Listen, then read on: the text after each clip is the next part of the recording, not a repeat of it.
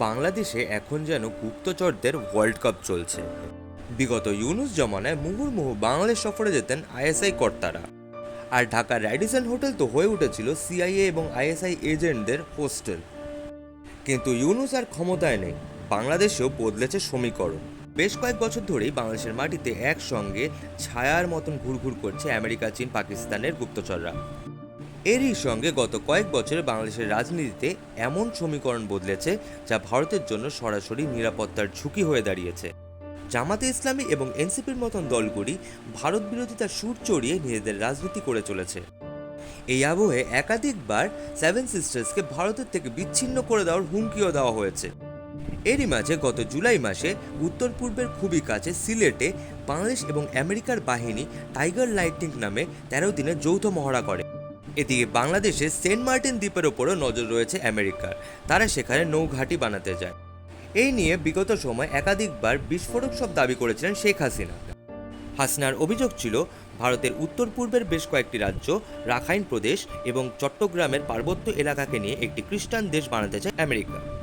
এরই মাঝে ঢাকায় এক মার্কিন নাগরিকের মৃত্যু ঘিরেও রহস্য ঘনিয়েছিল। মৃত সেই ব্যক্তি মার্কিন গোয়েন্দা সংস্থার সঙ্গে যুক্ত বলে দাবি করা হয়েছিল বিভিন্ন রিপোর্টে। হাসিনার পতনের নেপথ্য ডিপ স্টেট ছিল বলে বারবার অভিযোগ ওঠে। শেখ হাসিনা দাবি করেছিলেন যে সেন্ট মার্টিন দ্বীপ আমেরিকাকে না দেওয়ার কারণেই তার সরকারের পতন ঘটেছে। বাংলাদেশের উত্তরে লালমনিরহাটে আবার নজর চীনের। সেখান থেকে ভারতের শিলিগুড়ি করিডোর বা চিকেন স্ন্যাক একদম ঢিলছোড়া দূরত্বে। সম্প্রতি তারেক রহমান বেজিংয়ে গিয়ে তিস্তা প্রকল্প নিয়ে আবার কথা বলে এসেছেন। চীনের আসল উদ্দেশ্য তিস্তা প্রকল্পের নাম করে সেখানে নিজেদের ঘাঁটি তৈরি করা এবং ভারতের চিকেন স্ন্যাকের উপর নজরদারি চালানো। এদিকে মায়ানমার হয়ে বাংলাদেশের সঙ্গে একটি ইকোনমিক করিডোর চাইছে চীন। সেই করিডোর বাস্তবায়িত হলে ভারতের উত্তর পূর্বের জন্য তা ঝুঁকিপূর্ণ হবে। এদিকে দিল্লিতে বিশেষ আমন্ত্রণ পেয়েও ব্রিক্সের সম্মেলনে যোগ দেবেন না তারেক রহমান।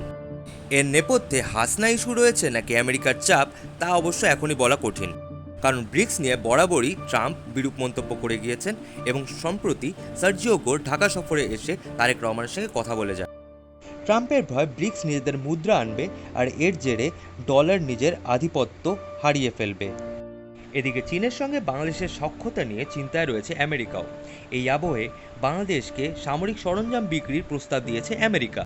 এই পরিস্থিতিতে সার্জিও গোরের সাম্প্রতিক সফর বেশ তাৎপর্যপূর্ণ ছিল। তবে সার্জিও গোরের বাংলাদেশ সফরে আরও একটি তাৎপর্যপূর্ণ বিষয় ছিল দীনেশ ত্রিবেদীর সঙ্গে তার বৈঠক। একাধিক রিপোর্ট অনুযায়ী তারেক রহমানের সঙ্গে যেখানে সার্জিও গোরের কথা হয় মাত্র 20 মিনিট, সেখানে দীনেশ ত্রিবেদীর সঙ্গে তার বৈঠক চলে প্রায় 1.5 ঘন্টা। এই সব কিছুর মাঝে বাংলাদেশের সেনাপ্রধান ওয়াকারুজ্জামান অন্যই খেলায় মেতেছে। সম্প্রতি তিনি তুরস্ক সফরে গিয়েছিলেন। এই তুরস্কের সহযোগিতায় বাংলাদেশের বগুড়ায় তৈরি হতে চলেছে একটি ড্রোন কারখানা। মনে করা হচ্ছে পাকিস্তানের পৌরোহিত্যেই তুরস্ক এবং বাংলাদেশ এভাবে ঘনিষ্ঠ হয়ে পড়ছে। এর আগে ঢাকা বিশ্ববিদ্যালয়ে এক অনুষ্ঠানে যোগ দিয়েছিলেন তুরস্কের প্রেসিডেন্ট এরদোয়ানের ছেলে। তুরস্ক সমর্থিত সালতানাতি বাংলা নামক একটি গোষ্ঠী ঢাকা বিশ্ববিদ্যালয়ে ভারতের বিকৃত ম্যাপ প্রদর্শন করেছিল। এদিকে ইউনুস জমানা থেকে বাংলাদেশ এবং পাকিস্তান মেলায় হারিয়ে যাওয়া ভাইয়ের মতন আচরণ করতে শুরু করেছে। বাণিজ্যিক, কূটনৈতিক এবং বিভিন্ন ক্ষেত্রে বাংলাদেশ এবং পাকিস্তানের ঘনিষ্ঠতা ক্রমেই বাড়ছে। আর ওয়াকারের নেতৃত্বাধীন সেনার কর্তারা পাকিস্তানে গিয়ে সেখানকার যুদ্ধবিমান কেনার জন্য আবেদন জানিয়ে এসেছিল। পাক নৌসেনা প্রধান বাংলাদেশে এসে গুরুত্বপূর্ণ সব বৈঠক করে গিয়েছিলেন। বাংলাদেশের আমন্ত্রণে 1971 সালের পর প্রথমবার বঙ্গোপসাগরে ঢোকে পাকিস্তানি রণতরী। সব মিলিয়ে বাংলাদেশের চারপাশে যেন একের পর এক রহস্য। ভিডিওটি ভালো লেগে থাকলে লাইক এবং শেয়ার করবেন এবং বাংলাদেশ ও ভূ রাজনীতি সংক্রান্ত আরও বিশ্লেষণমূলক ভিডিও দেখতে আমার চ্যানেলটি প্লিজ সাবস্ক্রাইব করবেন। ধন্যবাদ।